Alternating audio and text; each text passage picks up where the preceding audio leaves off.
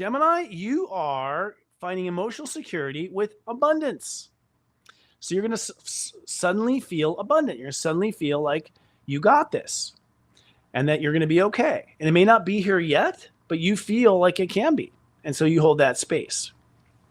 Now, the full moon is transformation. So you are attached to transforming your life, or you are attached to not transforming your life.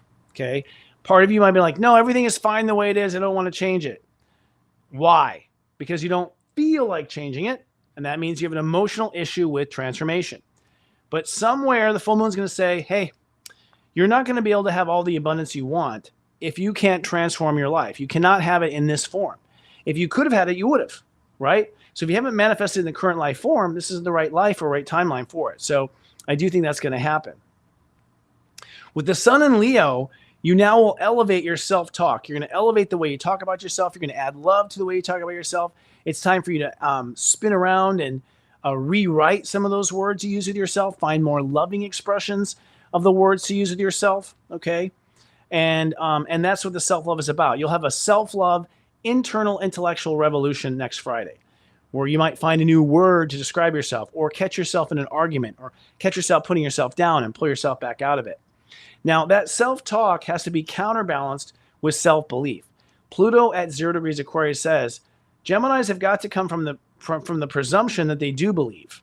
So you might have said, I might believe, I'll find out. That might have been your presumption.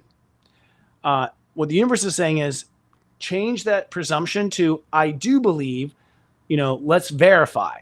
So you already believe and you go to verify versus I wonder if I'll believe. Okay, so it's time to bring that to the next level for the Geminis. And ultimately, when you hold that belief in its right place, then your self-talk has its own lane.